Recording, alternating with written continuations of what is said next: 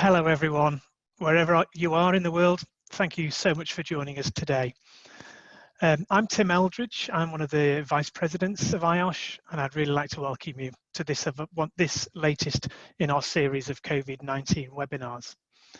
As I'm sure many of you will know, IOSH, which is the Institution of Occupational Safety and Health, is the chartered body and the world's largest membership organisation for health and safety professionals, with over 47,000 members in 130 countries working in nearly every sector of work. Our vision is a safer, healthier world of work for everyone. Now, we've been running these free weekly COVID-19 webinars since the beginning of April. And the reason we're having these webinars is to share professional, practical, and evidence-based knowledge, experience, and expertise relevant to COVID-19 and safe, healthy, resilient workplaces. So believe it or not, today is the 19th in our series, and today we're going to be addressing the link between communications and engagement and occupational safety and health. So as OSH professionals, we plan, prepare and control for risks and hazards, and we always respond appropriately when critical incidents occur. However, many of us have our corporate communications colleagues who monitor the situations, they risk assess, and they work to ensure the right messages and information gets to the correct stakeholders in timely and effective ways. So I'm delighted to say in today's discussion, I'm joined by professionals with a range of experiences spanning OSH practice and regulation and internal and external communications and engagement. And their insights will demonstrate the vital ways in which good communications enable us as OSH professionals to maintain safe, healthy work, even in situations of dire crisis, which I think we can probably refer to at the moment. And by working well together, using the practical approaches to listen, communicate and inform, together we can influence safe and healthy behaviours at work. We can help people readjust and cope to dynamic situations such as the one we're in today, and then to recover and rebuild.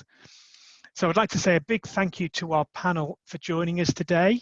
So we've got Amanda, we've got Deirdre and Simon, who are our panelists, and I'd like them to introduce themselves briefly, and they'll explain to you their roles and experience. So Amanda, if I can turn to you first. Hi, thanks for inviting me to be here. I'm Amanda Coleman. I now run a crisis communication consultancy, having right back at the start of this year, just before, just as COVID happened, set up after leaving the police. Worked for 20 years in police communication in and around Greater Manchester, and dealt with the Manchester area in a terror attack. And interestingly, a couple of months ago, my first book came out, which is called Crisis Communication Strategies, which I never anticipated would be coming out in the middle of a pandemic when I started writing it about 18 months, 2 years ago. That's great. Thanks, Amanda. So Deirdre, over to you. Hello everyone, my name is Deirdre Sinnott-McPhee and I'm the National Programme Lead for Work-Related Vehicle Safety in Ireland, and I work with the National Authority for Occupational Safety and Health, and have done so for the past 22 years in a variety of roles. And I suppose I'm recognised as an expert in work-related vehicle risk management for my sins. I manage a diverse programme covering workplace transport and storage operations, and vehicle risk management across all work sectors. And this also includes driving for work, load securing, and working on or near the road. And I suppose what we have learned from the crisis is that the people that I serve and that I commune with on a regular basis are perhaps the other essential frontline heroes that we relied upon all the way through the crisis to keep us fed and clothed and watered, as it were, and they certainly faced a lot of challenges in the early days in particular, and hopefully they will agree that I tried my best to support them to find answers to some of those questions. I'm also a chair of IOSH Ireland Southeastern District, which is made up of almost 300 members. And I'm an active contributor to the IOSH agenda in Ireland itself, more broadly. And we have responded to the COVID crisis to our members in the past number of months by providing an opportunity for them to hear some learnings from some people that were really at the front line in the midst of the COVID crisis. And Ben will include details of the presentations that were provided during those knowledge exchanges in the chat throughout this. So just look out for those. I've provided details of how you can also benefit from some of those learnings. And I certainly look forward to contributing to the panel today. Thank you. Brilliant, that's great. Thanks, Deirdre. And last but not least, over to you, Simon. Hello, I'm Simon Butt-Lendy. I'm Brand and Reputation Manager at IOSH, and I've been working within the communications area at IOSH for the last 3.5 years. I was responsible for public relations and the campaigns that we run. And at the time of the pandemic starting to brew and getting signals from around the world, I became more involved in volunteer communications and in the crisis response, really, how we then engaged with our employees. We're a medium-sized SME, happen to have offices in Leicester. So there's many touch points, many areas where our own staff and their well-being had to be catered for. We had to communicate and engage very well, very rapidly, as thousands of organizations did here and millions abroad. And we went very rapidly to remote working. That brings its own communications challenges and opportunities. My background over the last 2 decades has been working in private sector organizations, including manufacturing and catering and on the communications side and training information, moving into universities. So I spent over a decade in universities, which are very complex organizations with many communities, many stakeholders, many audiences, and many different ways in which you need to address those audiences and engage them.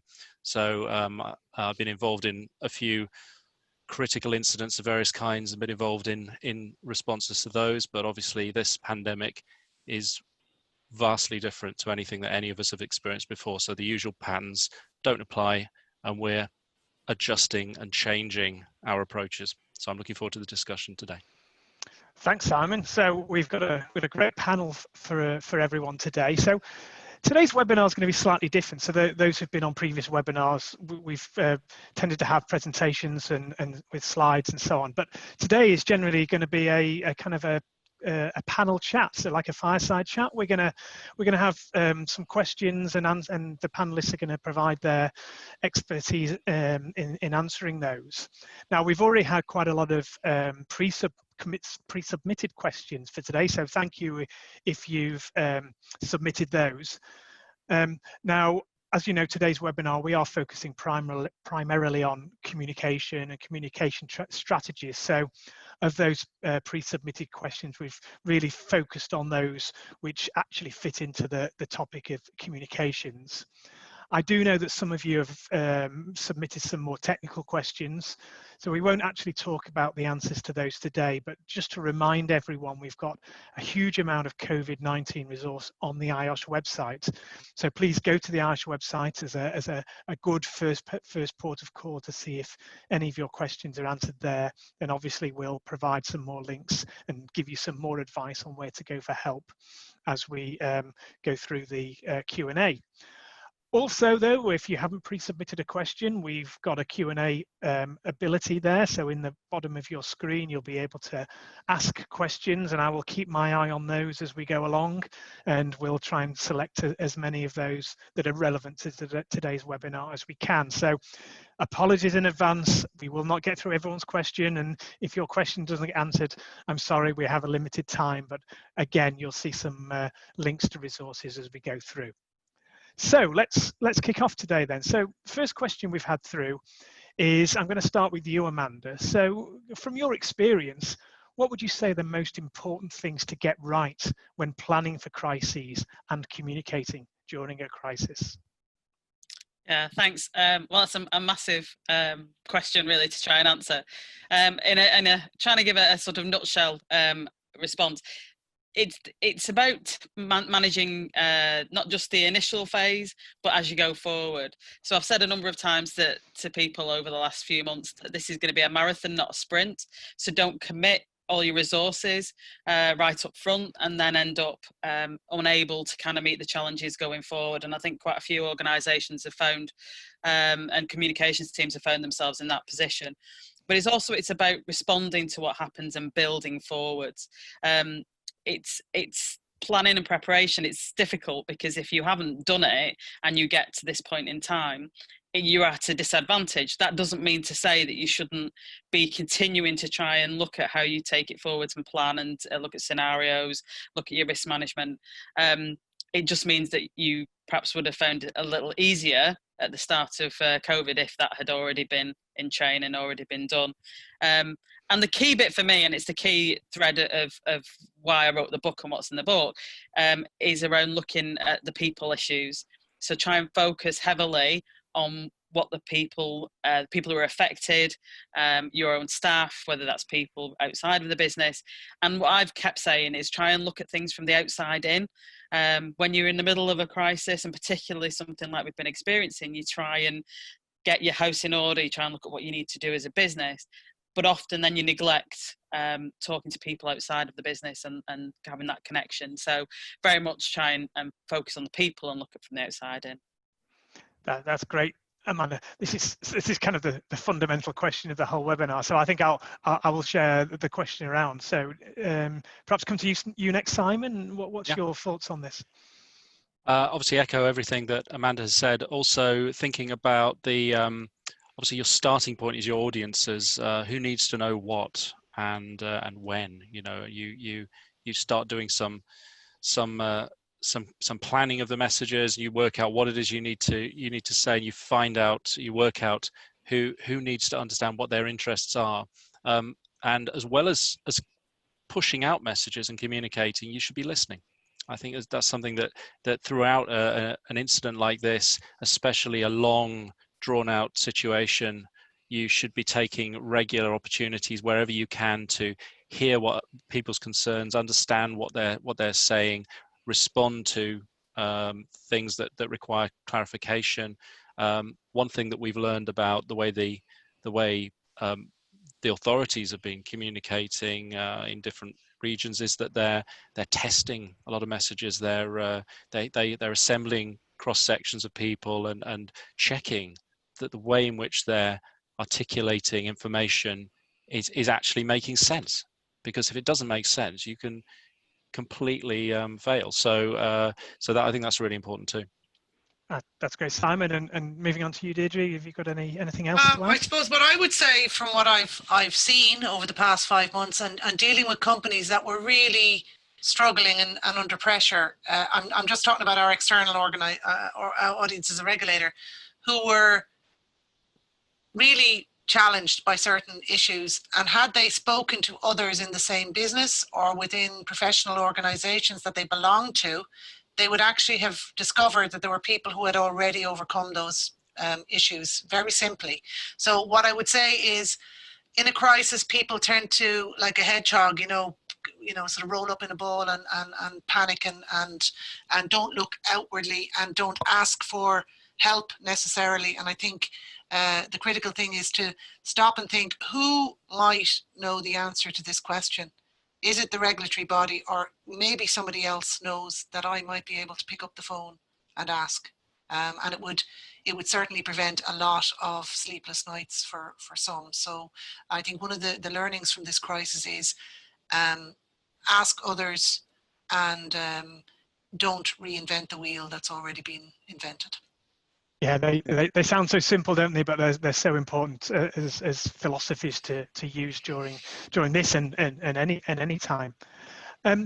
I'm going to go on the next question, and we're quite often accused in the world of health and safety of just working in silos, or just being sort of blinkered to other parts of an organisation. So I'll start with you on this one, Deirdre. How can and how should health and safety professionals and risk management, how should they work alongside the communications function in an organisation? Well, I suppose if they're not already working alongside the communications function, then they've got quite a mountain to climb in some respects. I mean, look, the reality is the communications function and the safety function should be communicating and conversing on an ongoing basis. So that's a first. I suppose a lot of communications people may not necessarily understand some of the technical aspects of what's being communicated. So making sure that those that you depend on to communicate the messages really do understand the brief, and ensuring, from my perspective, that the communication is boiled down to the simplest possible form.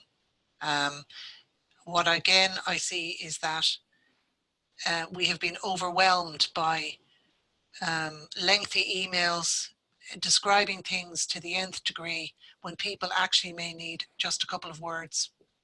Don't do this, or face masks are not necessary here, or face masks must be worn in this context, for example. In this crisis scenario, people desperately need clarity, and clarity in the simplest form. So I suppose, yeah, in terms of communications, and I suppose, again, if I was trying to communicate to the people that I know need help most, so for example, want to send a message out to transport companies about a particular issue that they need to be aware of, or something that we've discovered they're not doing that they need to put in place, you need to understand the nature of your audience and what method of communication works best for them.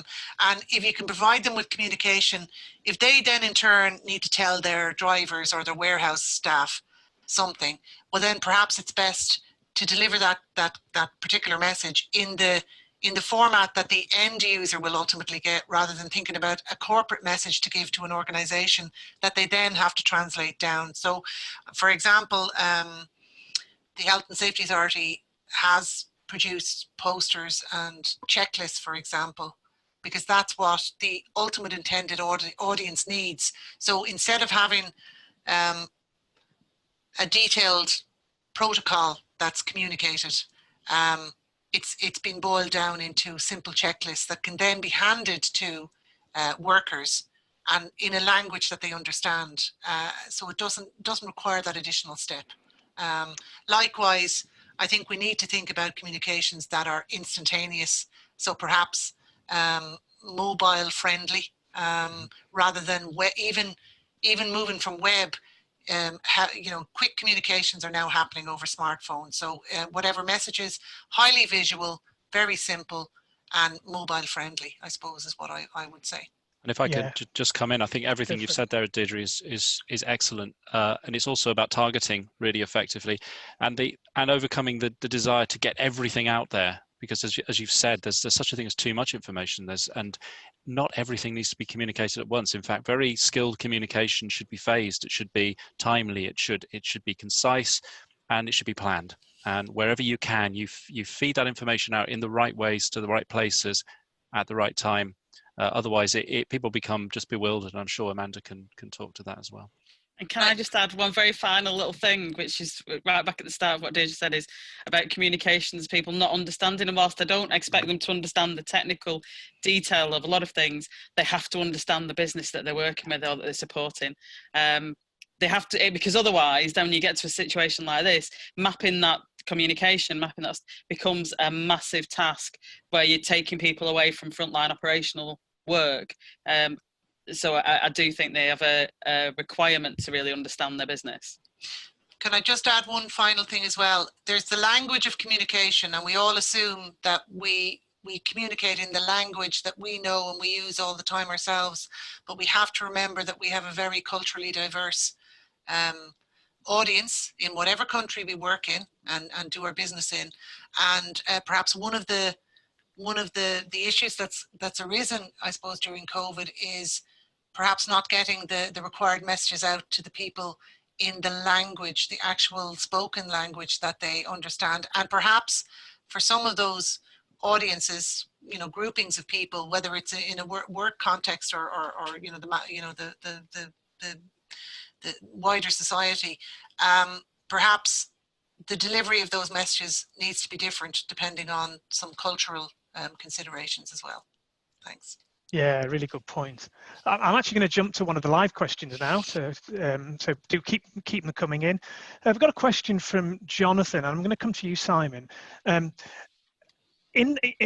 professionals, we're quite used to delivering key messages and particularly training face to face. Now, obviously, in the current pandemic, delivering face to face training is becoming increasingly challenging. And if we do need to deliver key messages or training to our people during the pandemic, and particularly around the control measures for coming back to work, how can we do that when we're not able to do it face to face? An excellent question, and I think one of the, let's say, challenges and opportunities that we have is that we've never been able to communicate so in such a varied way, so instantly across so many channels before. It's just absolutely phenomenal, the technologies we have access to. That can cause problems as well, because obviously you've got so many different choices. Deirdre just made the point that it's also about which channels you choose, which ways you choose to reach particular audiences. So part of it's about thinking, what is this audience, this identified audience that I need to reach? What are they listening to? What are they watching? How do they receive information? So and I think that for key messages, you've got to consider both words and visuals. So pictures are powerful, and one thing that we've had to exercise is our creativity to really kind of figure out innovative ways of getting messages across. I wouldn't say that any of us are there yet, but video is, I think, the most dominant medium now, and almost anybody can create some form of video, even if it's down to like a PowerPoint presentation which is turned into a kind of rolling, series of messages, slides that just convey a narrative, very simple narrative, just put messages out there. There's all sorts of opportunities like that. So without having to spend lots of money or lots of time, you can create these messages using the tools you have available, or you can call on people who have those talents. And I've seen some amazing stuff. There's some excellent podcasts, for instance, that all sorts of people are creating. You've just got to be able to navigate your way through the noise as well. And I think that's a really important thing to remember all the way through any kind of crisis. I'd just say, I know there's been a couple of questions about mask wearing, okay, and I know the national decisions and rules on mask wearing vary, okay, but there have been some very, very good simple infographics created by safety professionals and practitioners who have very simply explained what each form of mask will do. It's not telling you that you're to do any of them, but at least it helps people understand. And I think if we're talking about our communication strategy, I think the first thing we have to ask ourselves is what I'm going to communicate going to help somebody understand something better so that they will act differently? And if it doesn't, then don't send it out. Don't do it, because that's what we're supposed to be trying to do, is to nudge improvements and adaptations, I suppose, throughout this crisis. Great, thanks. I'm going to move on to another question. I'm going to start with you, Amanda, on this one, as I'm sure you have dealt with many a crisis in your time. But do you think there's any key differences and challenges affecting the world of occupational safety and health and communications relating to this COVID-19 pandemic compared to other major incidents and crises you've dealt with or seen? Yeah, I mean, there's a couple of really big differences, I think. One is just the length of time it's going to go on for. And whilst a lot of crises will go on for a period of time, you're moving towards recovery much quicker than we are at the minute. And the difficulty I think we've had with this is it's difficult. If you had a crisis and some of your staff were personally affected by it, generally you would remove them. You would give them something else, tell them to take some time off or whatever. You would take them out of that situation. Unfortunately, we've all been living through it. So as well as the professional kind of business work experience that we're having, we've all got everything else that's going on with home working, with school, with whatever it is, because we're kind of living through it in that very personal way. So whilst it's been a broad, global experience that we've all shared, everybody's had a very different experience of it. And that makes it really challenging, I think, for communication. And it's the same for businesses and organisations, is that people are at different stages and having different experiences. So it's not as easy to be able to go, well, we do this and that company does the same thing, so therefore we must be at the same point in the kind of travel forward. And that's not going to be the case. That's not always the case. So so in lots of ways there is a huge complexity around it. Some people may be in a recovery phase because of the nature of the business, whilst others are back into crisis situations. So that level of complexity, I think, is unusual and we haven't really seen before. Yeah, if I can just follow on, it's there's almost a snakes and ladders, if anyone remembers that game, component to it, where you appear to make progress, you appear to move from the crisis phase to more of a recovery phase, but then something slides backwards. And I know that Amanda's certainly been part of that recently, with in Greater Manchester and also many of my colleagues in Leicester.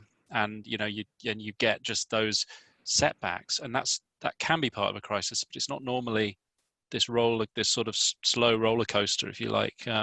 And so that's, again, it's more important than ever to listen to the concerns people are voicing, to build trust throughout, so that you're providing the best information, you're garnering the most trust, and you're being credible in everything you say and how you communicate, so that people don't lose the faith in the information they're receiving and start looking around in a panicked way for alternatives. Yeah, that's great. Thanks. I'm going to move on to one for you here, Deirdre, and because you talked a little bit earlier about face masks and that question coming in, but face masks is just one of the kind of readjustments we're all having to make at work. And how can we stop people ignoring the rules, and how do we make managers accountable? It's really tricky, isn't it? If someone comes in without a face mask, what do we do? Tricky, I think, is the understatement of the year, right? So all I can speak about here is my experience. But then as I was looking through the script for the webinar, a thought came to me, and it's derived from something else that I've experience of. At any point in this particular crisis, right? So from month to month, from phase to phase, from week to week, one thing, the person who's leading the IOSH battle, let's say, in the workplace, right? The person who is the font of all knowledge, for whatever organization you're in, needs to very clearly outline the COVID-19 absolutes at any given time, right? So those absolutes have changed, and the boundaries, the goalposts are shifting as you go along. But at any given moment in time, workers and everybody in the chains of responsibility in the organization, big or small, need to know that today, and in fact, it might be useful to have a visual reinforcement. What are the COVID-19 absolutes? So if it does change, just stick up the new ones. So I think it's really critical people understand what the COVID-19 absolutes, the prevailing absolutes are, to know their role and how they are meant to implement those absolutes for their job. Right, so that's a communication challenge, but it's not that difficult if you think about it, because most people have a set job. They have to do certain things in a certain way, and what you do is bolt on your COVID-19 absolutes to it. So if the absolutes in the workplace are everybody must now wear a mask because we cannot achieve a 2-meter distance, then that's the absolute, okay? And I think one of the things I find is that people are not clear on the absolutes at any given time. So I suppose that would be the key to me, to make sure that people that people understand the rules, right? So the next challenge is making sure they don't ignore them. Well, then it's constant reinforcement. It's communicating those rules in a way that's relevant and understandable to whoever has whatever job in whatever part of the business. And that somebody follows up and monitors and checks, actually, did you understand, are you clear on those absolutes? Are you clear on what's required of you? And are you doing them? So it's the same stuff, plan, check, do, act, but with COVID bolted on. And I think line managers likewise need to have that clarity of purpose as well, and understand that now with COVID, there's additional things they need to check, and there's additional things that need to be adapted on an ongoing basis. So I suppose just sort of to boil down what I've learned over the last 5 months and maybe the last 22 years, I suppose that's what I've come up with.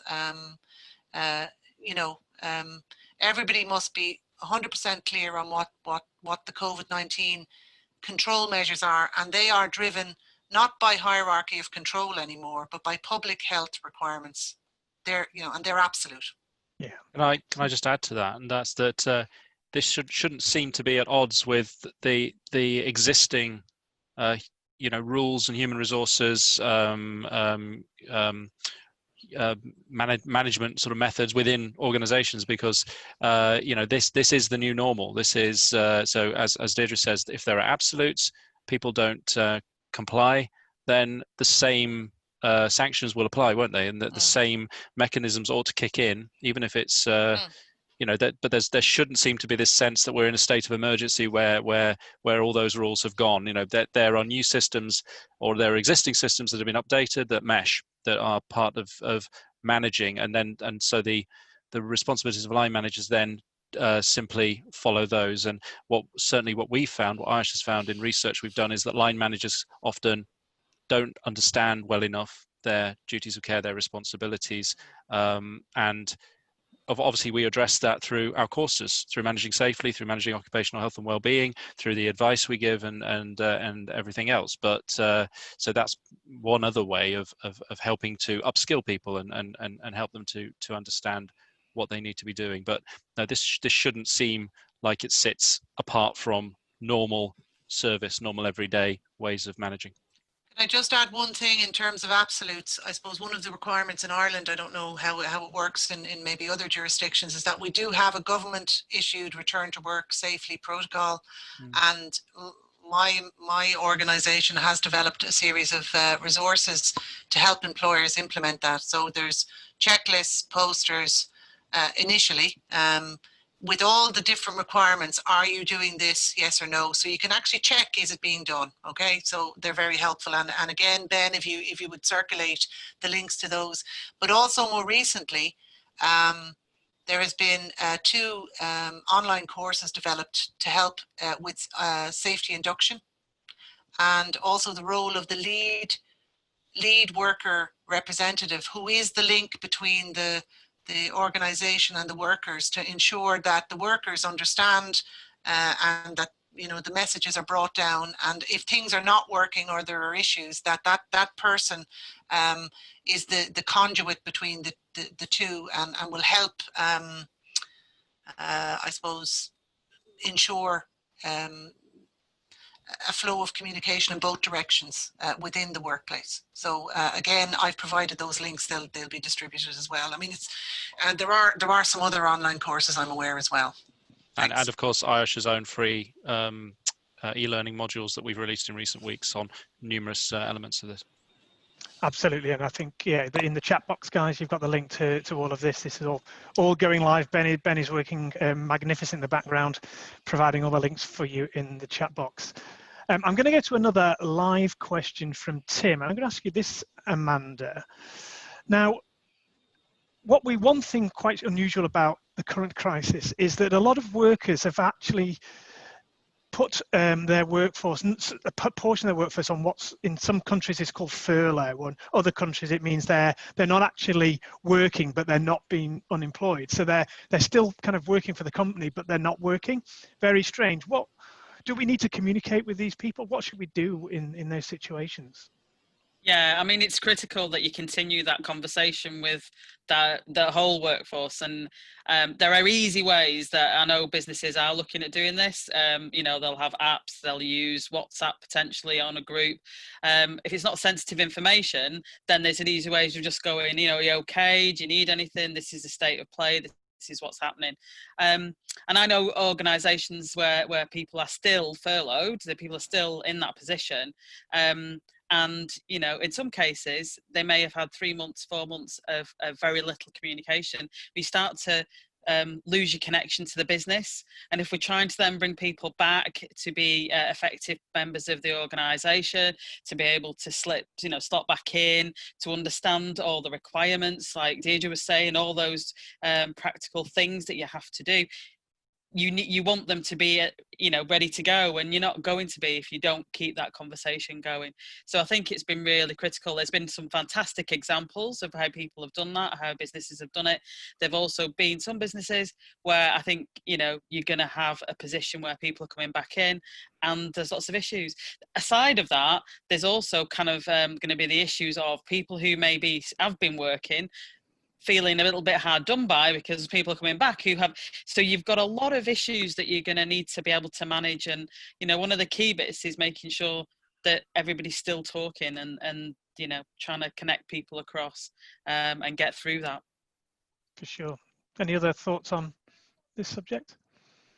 I just think it's a really, really good question, and I think that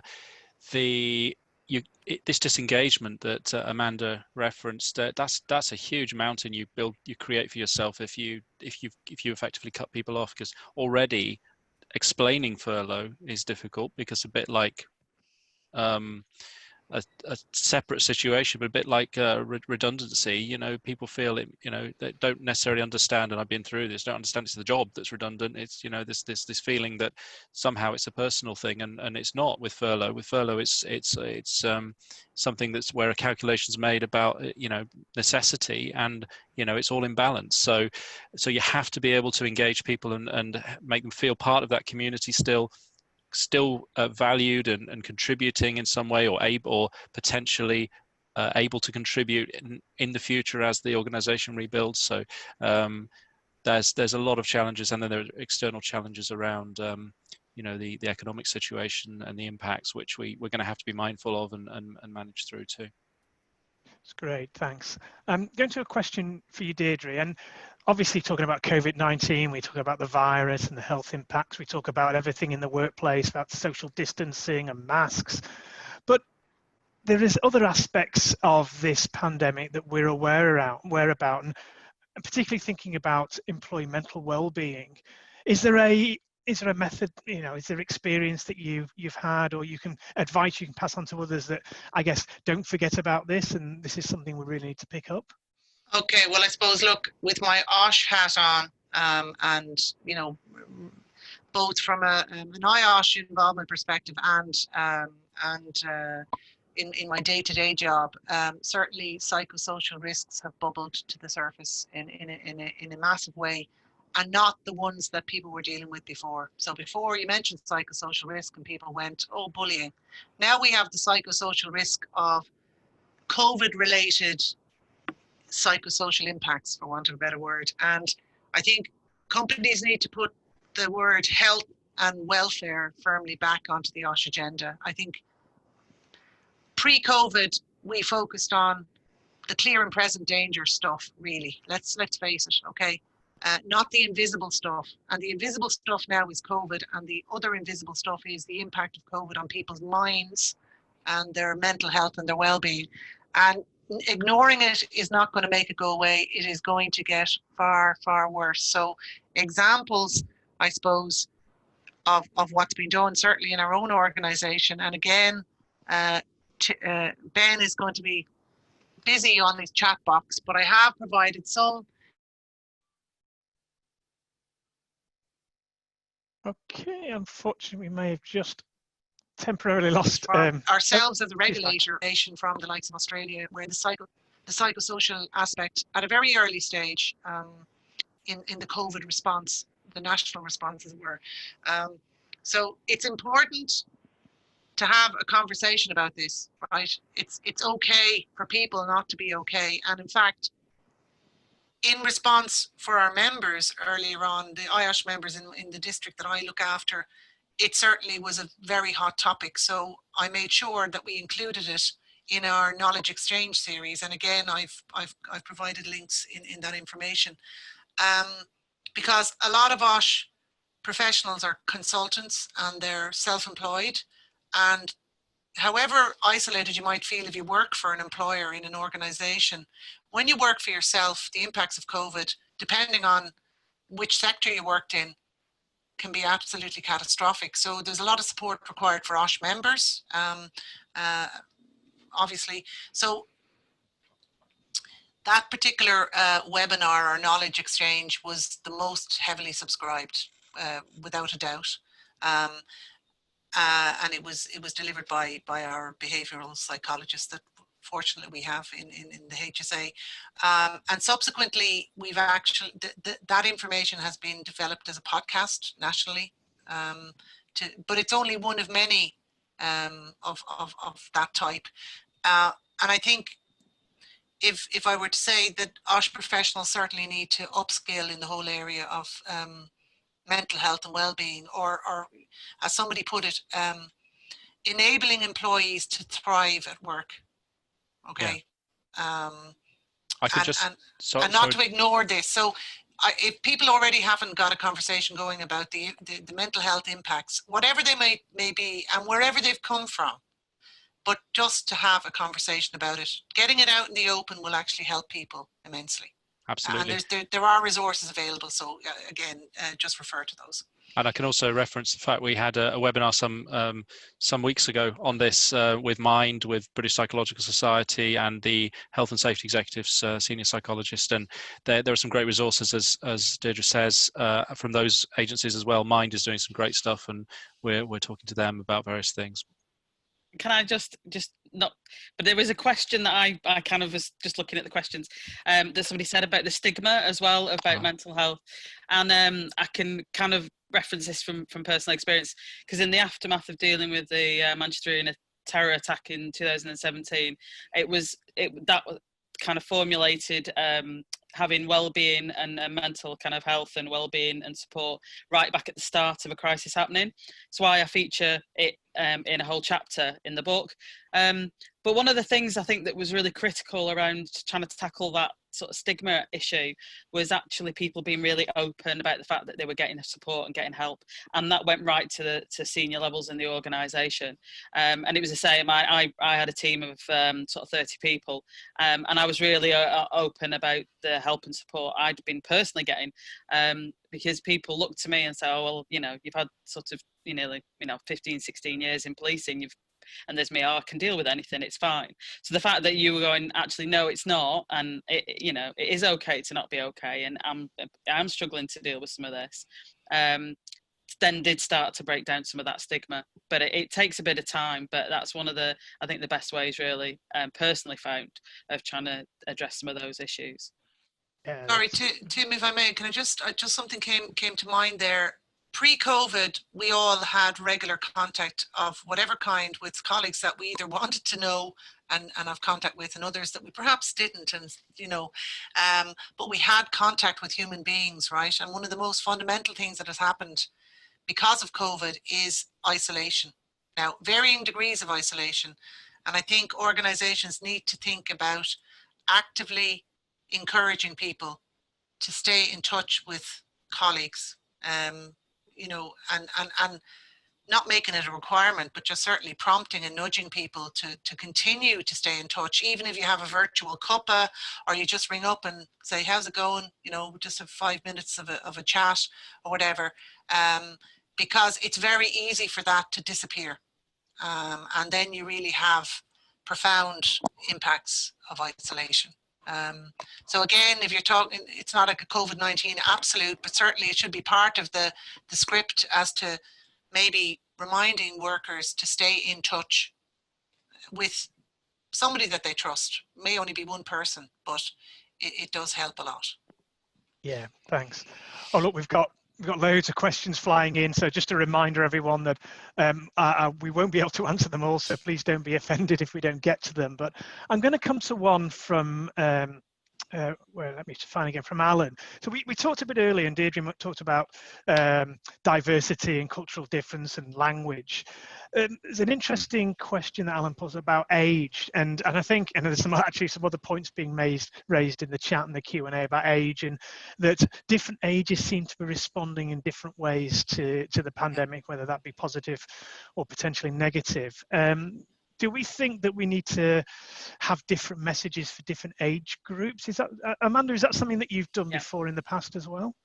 Yeah, this is absolutely. I mean, it's part of going back to where we started when we were talking at the start about having a really good stakeholder map, understanding who you need to speak to and what, you know, what the areas of interest are and how you're going to approach it and make it really accessible.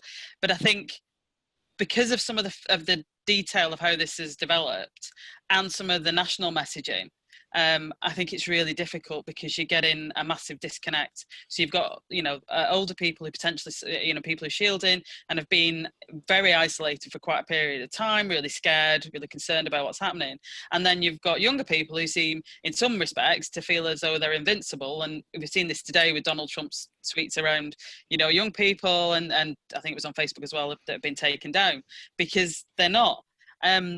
I'm actually looking at working with, there's a couple of PR people who are very heavily into understanding young people, how they are getting accessing messages, and, you know, people specialize in this. And it's really important to try and bring that message to communicators so that you can take a different approach. And it's challenging because a lot of people have a very small comms team, or, you know, they haven't got the experience there. So, you know, trying to get that level of complexity into what you do isn't easy, and, you know, is additional work, additional burden to do it. But I do think it's going to be critical going forward, because otherwise we're going to have a massive gulf in workplaces where you'll have, you know, some older people who will be in one place and younger people completely different. And, you know, we've got to find a way of bridging that, but also making sure that essential messaging around how to operate, how to behave, what's required for public health reasons is understood right across the board. And back to, as I say, stuff we said at the start, with everybody in the way that they understand. And again, it's about looking not what we want to say, but actually how we get people to kind of hear the messages. Yeah, Simon, yeah. I'd just say that just following on from what Amanda said, this is an opportunity. In fact, it's a necessity to improve, to innovate, to reinvent, to reassess, and work out whether the things that you've always done are actually still fit for purpose. Well, they're probably not. And so continuous, I think communications channels, just thinking about my area of work, I know colleagues are doing some really good work, really good thought on different ways to communicate in using digital media, for instance, and also internal communications platforms. IOSH is a very good case study in a way, because we're a very diverse, small to medium organization. And we have our preferences in how we engage. The employee forum at IOSH is very active. It's creating that sort of those communities outside work. We have tonight, there'll be a quiz, weekly quiz that happens virtually, and that engages a lot of people very well. My colleague Marcus has been leading on a lot of internal communications and engagement activities, thinking about new ways to connect with people, to reach them. And, you know, we certainly have some who will not look at certain channels, others who are continuously using Instagram. So we have to appreciate those differences and play to those strengths. Yeah, that's great. Thank you. Now let's find another one. Oh, here's a good one. So we've got a workplace, and they're not very comfortable with what's in the workplace or the controls, but they seem to have been implemented by the senior management. What should workers do? I mean, do you just have to accept what the senior managers say, or is there some way that we should be encouraging a bigger dialogue? I'll come to you, Deirdre, I think, on that one. Thank you so much, but I do have an answer. Well, I suppose I can only talk about the the structure and the approach that was taken in Ireland. And again, I just again go back to the return to work safety protocol, and there are three elements to it, and three key actors, as it were. So there's the employer, you know, who represents the organization, but the organization is the people. You've got employees, and you've got this conduit, the lead worker representative, that was stitched into this as the link between the worker and the employer, and to make sure that the voices of the employees are heard. Because look, a lot of the COVID stuff is very reactionary, very rapid, very knee-jerk, and sometimes the response has, and I see it all around, you know, I mean, as I visit, not too much, but as I visit places in the last number of months, I see how workplaces have responded to COVID, and sometimes the measures that they've put in place for their own employees are not ideal, and they haven't actually adapted as time has gone on to the changes and the learnings. So it's important that employees' voices are heard, and that the engagement is absolutely two-way, and that return to work safety protocol at least lays down a process through which that should occur, quite clearly, in fact. And it's at least something that employees can go back to, and go back to the lead worker representative. And in fact, if they want to make a complaint, they have a basis and a script with which they can do that, because they can point to specifics that are not being done, right? As opposed to, I just don't feel, you know, as opposed to sort of generally, I don't like this and I don't feel this is good for me, etc. What they can do is benchmark it against a particular script that's come down from government, and of course there are going to be gaps, you know, nothing is going to be perfect and completely inclusive, but it does provide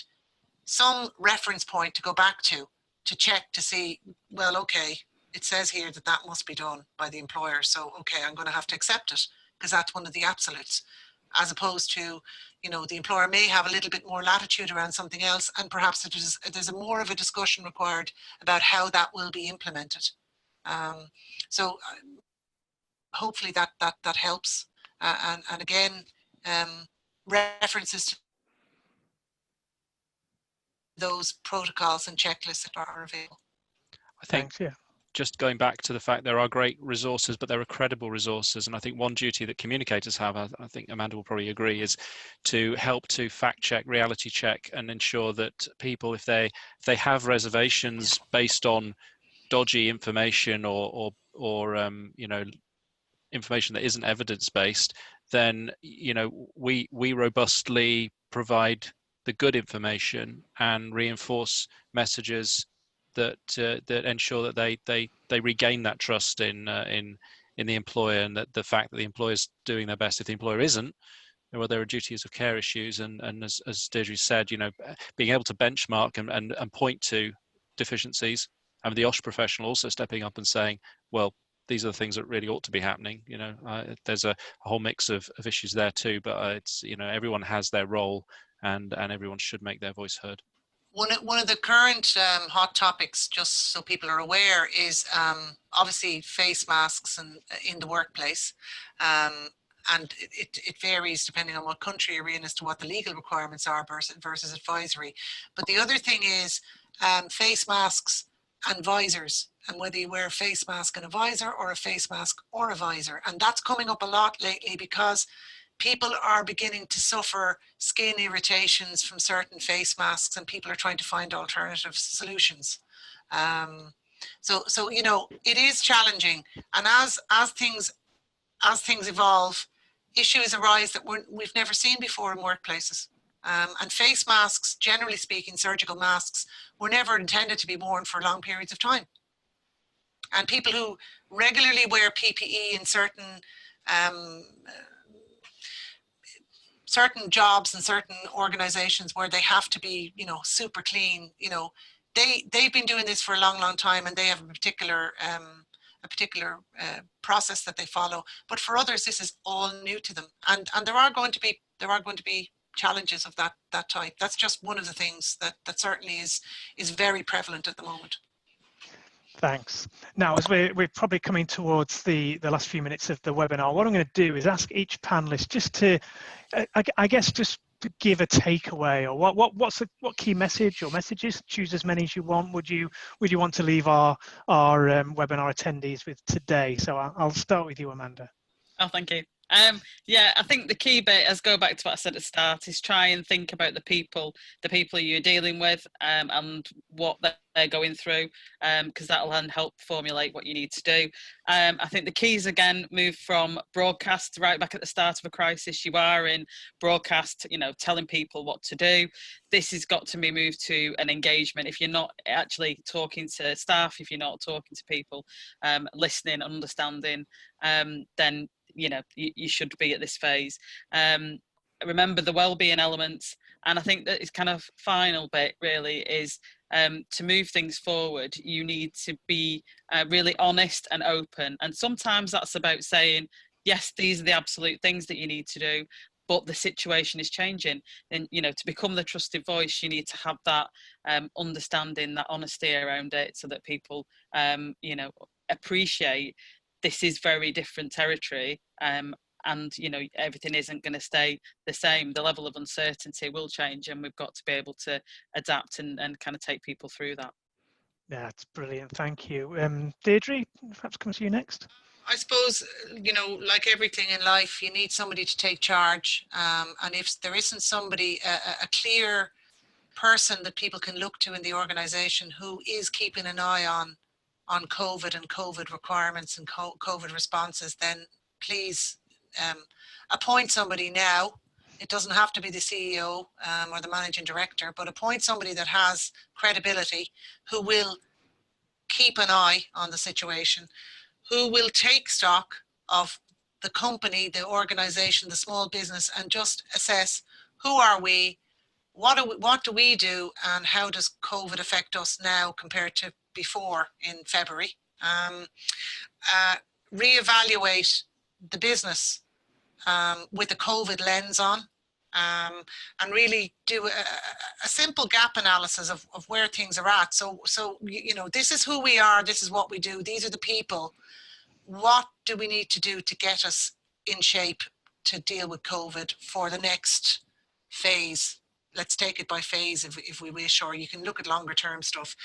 And then reset your organisation, your business, and with enhanced controls that include those COVID-19 absolutes and any other associated controls that fall out of those, that perhaps even government haven't thought about, because it is a rather blunt instrument. National guidance cannot be business specific, so there are always going to be, they've dealt with all the generic stuff, but you've got to tailor it for your own workplace, and there may be gaps, and if you don't have the answers, go to your regulatory body or the relevant regulatory body for you and see if they can help. And communicate, not just to throw out information, but to actually meaningfully engage and get responses back, so that you can see whether what you're doing is actually hitting the mark, making things happen, and keeping people safe and well, of mind and body. And I suppose have a script for recovery from COVID. Don't just be reactive. Actually try to sit back and say, this is going to be with us for the next 6 or 12 months. We're going to get through it. We're going to reassure everybody that we're going to get through it. It is going to be difficult. It's going to be tough. Tough decisions have to be made.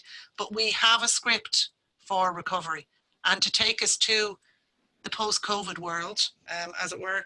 And I suppose for OSH professionals, I would say they need to upskill in the area of, I suppose, occupational hygiene and public health and disease control, perhaps, because I think we were all caught off guard. Some of us were.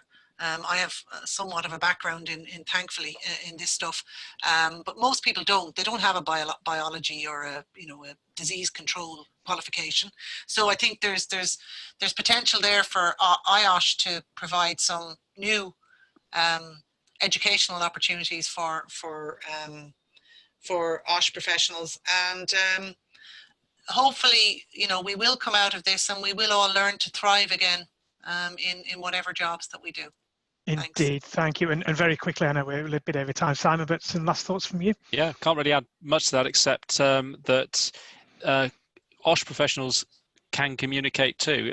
We're all potential communicators. The competencies that we've mentioned, there are soft skills that OSH professionals can develop too around communications and engagement and persuasion, working alongside those who are communicating professionally for the organisation and managers and leaders. And it's about maintaining this clarity, this credibility, consistency, and building trust throughout this whole process, so that we can build towards recovery. That's great, thank you. So, well, I really enjoyed that. First of all, huge thanks on behalf of everyone to the three of you for sparing your time and giving some amazing insights into this another new world that we are working in, another new challenges. So that's great. If I can just remind everyone on the webinar that IOSH does have its own COVID-19 resources page, and Ben put the link in the chat, and that includes returning safely to workplaces, as Simon mentioned. All of this, the links to the recording of this webinar, they'll be included in a post-webinar email to you, which will also be available on our IOSH Facebook page. And just a couple of other quick points for you. All of you on the call who are IOSH members, please remember that council voting is still open. So you've still got a chance, please, to take that opportunity to vote in the council elections. And also our next webinar in 2 weeks' time will be called COVID-19, Managing Your Work Safely Through Local Lockdowns, which is quite appropriate for Simon and Amanda, who are both living in local lockdown areas. So do look out for the links for that and join when you can. And most importantly, thank you to everyone for participating today, and we will see you again soon. So thank you very much.